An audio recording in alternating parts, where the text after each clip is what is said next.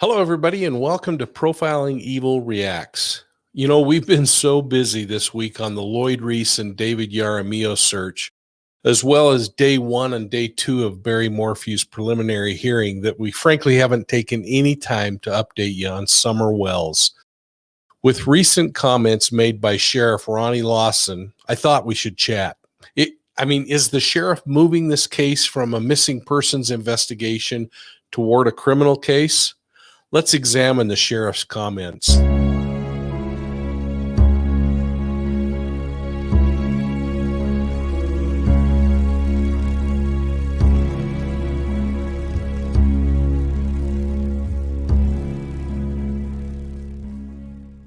Well, it's now been over 8 weeks since 5-year-old Summer Wells disappeared from her house.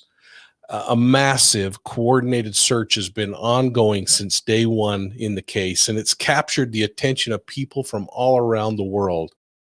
You know, just yesterday I read a post about a person who was asking why a child from their community, who also is missing, isn't getting the attention that this case is.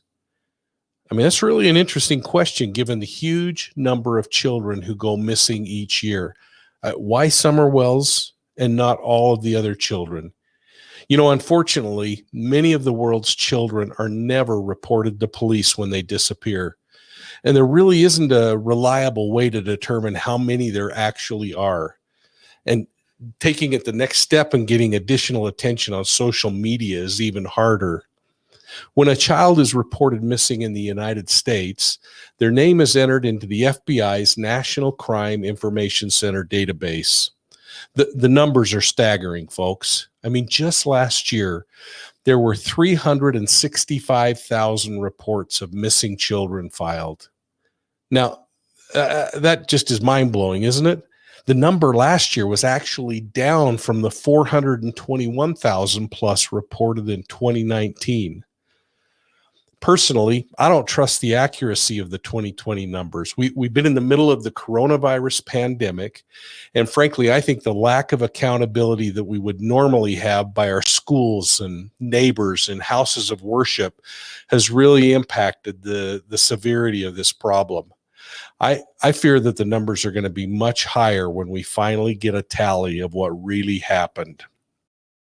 Summer Wells is one of those statistics that we're going to be looking at in 2021's numbers. On Wednesday, Hawkins County Sheriff Ronnie Lawson took to social media to post a video stating that his agency is fully engaged in the Wells investigation. He made a point of reassuring his community and the world that this case hasn't gone cold.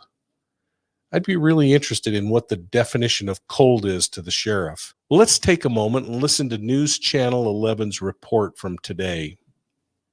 It has now been more than 8 weeks since the family of Hawkins County 5-year-old Summer Wells reported her missing. Law enforcement wants the public to know their investigation into Summer's disappearance is still going on tonight. Summer Wells was reported missing by her family on the evening of June 15th. The Tennessee Bureau of Investigation issued an Amber Alert the next day. For several weeks following, hundreds of rescue personnel performed a ground search in the immediate area near her Beach Creek community home in Hawkins County. While the search not as visible as before, Hawkins County Sheriff Ronnie Lawson today said that he and his officers have not given up on finding her. I understand people's curiosity about where we're at in the case as far as investigation. I know people speculate, and I understand that, but they have to understand our number one goal from day one is to find Summer, and everybody's still a suspect, person of interest, however you want to put it, and we're still very intensely looking into it. Investigators are still hoping to hear from someone that may have a critical piece of information that leads them to Summer. You're asked to submit credible information by calling 1-800-TBI-FIND or email tips@tbi.tn.gov. Did you happen to catch the profound statement made by the sheriff just then? He said, quote, "We are still, as we speak, still looking into information we have received from the Tennessee Bureau of Investigations and that we are receiving from credible witnesses. We're still being very active with it. It's ongoing. It's very intense, and it's not cold at all, close quote. You know, he took time in his video statement to remind us that the investigation continues to be hampered by false information on social media, stating, quote, "We're getting calls in our office, and I'm sure TBI is getting them. And we're getting emails from people concerned about things going on social media and not true facts. It's plain and simple. If they don't hear it from me or the TBI, it's not true," close quote. Now, that's the sheriff speaking. And I guess I got to say, Sheriff, thanks for your leadership. I'd like to offer maybe one comment on your comment. The things that we're learning through social media could very well be true. It's incumbent upon us to weigh the things that we hear.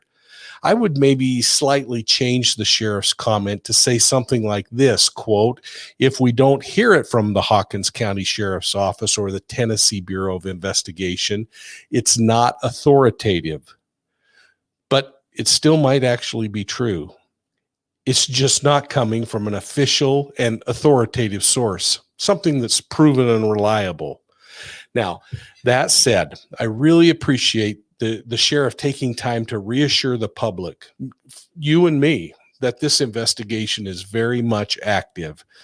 Did you catch the other statement that the sheriff made? Go back and listen again about the point he made about suspects. And that leads me to my question for each of you. What are your thoughts about the sheriff's statement that everyone is still a suspect? Is he tipping his hand that this thing is moving more toward a criminal investigation rather than a missing persons case or an accident? I'll be watching for your comments down below, and I hope that you'll take a moment and hit the like and the subscribe button. Make sure you're ringing that bell so that you get all the notifications on videos like this one. And hey, if you live in Texas, I'm heading to San Antonio for a week in a few days, and reach out to me if you have a really cool case that you'd like me to look into. I mean, heck, if there are enough of you down there, maybe we can find an evening to meet and talk some crime at some time. Well, if you're interested, just notify the back office by emailing us at profilingevil@gmail.com. And since we're talking about San Antonio, if you want a copy of my new books, either Deceived or She Knew No Fear, and you'd like it autographed, we could work out a way for you to pick it up at the hotel. So thanks for your support of Profiling Evil, and we'll see you soon at the next crime scene.